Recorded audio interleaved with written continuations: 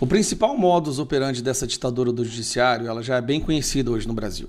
Qualquer fato ou opinião que o ministro Alexandre de Moraes ou seus colegas da corte não gostem, imediatamente ele abre um inquérito para perseguir, intimidar e coagir a pessoa que chegou a esse fato, divulgou o fato ou disse essa opinião. Vou dar alguns exemplos para vocês bem rapidamente aqui. Assessor do Alexandre de Moraes, Tagliaferro, que trabalhou com ele durante vários anos naquela indústria da censura, apresentou pilhas e pilhas de evidências mostrando ações ilegais praticadas pelos assessores do Moraes e até mesmo por ele. Qual é a reação do Alexandre de Moraes? Abrir um inquérito contra Tagliaferro e determinar que ele seja preso. Qualquer jornalista que ao longo dos últimos anos publicou matérias ou deu opinião contra a atuação do Alexandre de Moraes e seus amigos no STF, também um inquérito era aberto e muitas vezes esses jornalistas tiveram que fugir do Brasil, como é o caso do Alan dos Santos e Oswaldo Eustáquio. Juíza deu opinião contra Alexandre de Moraes, perde o emprego dela, perde o salário, abre-se o inquérito. Aqui eu me refiro, obviamente, ao caso da Ludmila Lins Grilo. Qualquer deputado federal que fizesse alguma postagem, desse uma entrevista, participasse de um podcast falando alguma coisa que o Alexandre de Moraes não goste, imediatamente o inquérito é aberto. Não vou nem mencionar, eu nem mencionei ainda o inquérito das fake news ou das milícias digitais, e esse é qualquer pessoa do Brasil que falar alguma coisa que o Alexandre de Moraes não gosta, vai cair em um inquérito. Bom, dito isso, e o caso das redes sociais que fizeram publicações contra o projeto de lei lá da censura que o Moraes apoiava, o Moraes fez o quê? Abriu um inquérito e colocou as redes sociais dentro do inquérito das fake news. Dito isso, o que acontece? Aparentemente, a gente está acompanhando aí esses escândalos envolvendo parentes e a esposa, parentes de ministros do STF. E como que essas informações estão sendo vazadas? Bom, Alexandre de Moraes suspeita que essas informações estão sendo vazadas pelo COAF. Só que só tem um problema.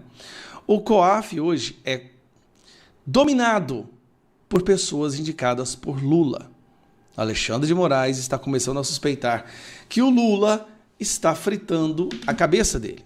Olha essa matéria daqui. STF suspeita que... Não é o STF que suspeita não, é o Moraes. STF suspeita que COAF e Fisco quebraram sigilo de ministros.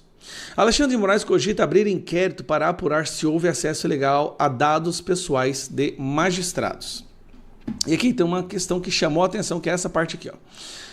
A quebra de sigilo teria ocorrido de forma ilegal. Só integrantes do governo Luiz Inácio Lula da Silva que trabalham nesses órgãos públicos, Receita Federal e COAF, têm acesso aos sistemas e tudo fica registrado com senhas de acesso de quem entra para ver os dados. Então, se esses dados foram vazados, eles chegaram à conclusão que esses dados só poderiam ser acessados através da Receita Federal ou do COAF. Que dados são esses? Movimentações financeiras atípicas, afinal de contas, nós temos aí irmãos do Dias Toffoli, primo do Dias Toffoli, esposa do Alexandre de Moraes, várias informações, o contrato da esposa do Moraes com o Banco Master.